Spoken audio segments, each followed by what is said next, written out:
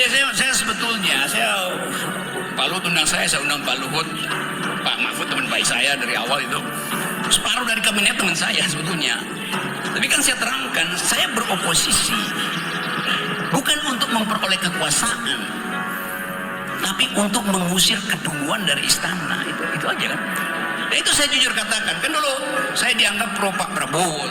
Saya bilang enggak, Pak Prabowo beroposisi dengan Pak Jokowi pada waktu itu, saya juga beroposisi. Tapi motifnya beda. Pak Prabowo beroposisi untuk memperoleh kekuasaan, saya beroposisi untuk menghalangi kedunguan. Saya nggak punya minat kekuasaan lain. Jadi prinsipnya begitu tuh. Sekali lagi itu desainnya. Nah karena itu saya kemudian nanti semua menteri juga pasti akan minta masuk untuk saya bicarakan. Tetapi orang suka protes, kok Pak Rocky nggak tajam ya atau kurang galak? Ya, itu kan tamu saya.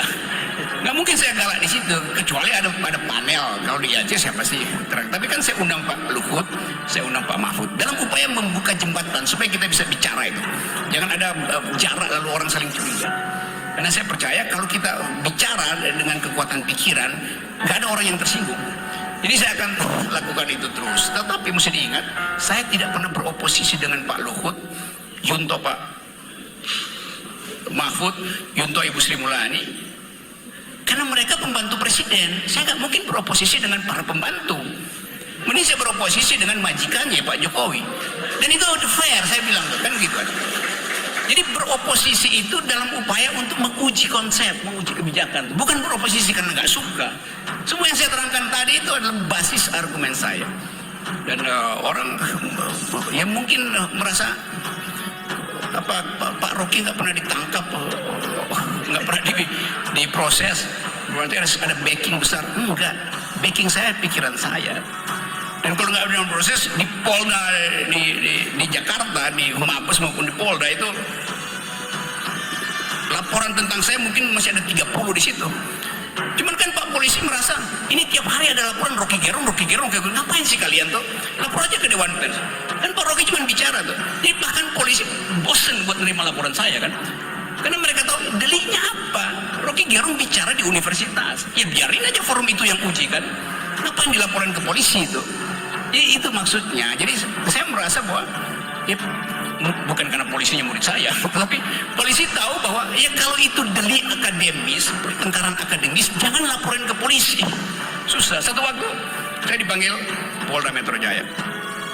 Pak Rocky, ini ada laporan. Pak Rocky bilang kitab suci itu fiksi. Saya bilang saya nggak bilang begitu. Ini ya yang melapor itu bodoh.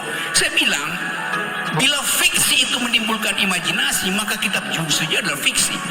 Imajinasi kita tentang akhirat, imajinasi kita tentang api neraka itu imajinasi. Karena dipenggal dianggap saya bilang kitab suci fiksi. Enggak, saya bilang if and only if. Kan dalam logika ada pengandaian. Mereka yang benci saya bilang Rocky Gerung mengajarkan bahwa kitab suci itu enggak begitu yang saya ucapkan di situ. Bahkan saya bilang kalimat yang sama saya ucapkan di wisuda perwira polisi di Lembang waktu itu. Pak Tito duduk di sebelah saya kasih ceramah berdua Pak Tito, saya terangkan itu. Jadi saya bilang kalau saya mau dipersoalkan Pak Tito saya jadiin saksi nanti, itu mau kalian kan. Karena itu dalil akademis diuji di forum akademis, bukan diuji di petugas reserse kan. Ya, karena itu kemudian mungkin petugasnya lama-lama merasa iya emang nggak ada delik, ngapain lapor-lapor. Lalu petugas bilang begini aja Pak Rocky, kami siapkan whiteboard, Pak Rocky terangin dulu baru kami bertanya. Jadi begitu keadaan. Karena bangsa ini selalu curiga pada pikiran tuh. Saya nggak punya peralatan apa-apa, saya nggak punya partai politik, nggak punya bisnis macam-macam itu. Jadi ngapain curigai pikiran? Jadi sekali lagi saya hanya ingin beredar di tempat di mana dimungkinkan pikiran itu dipertengkarkan. Terima kasih.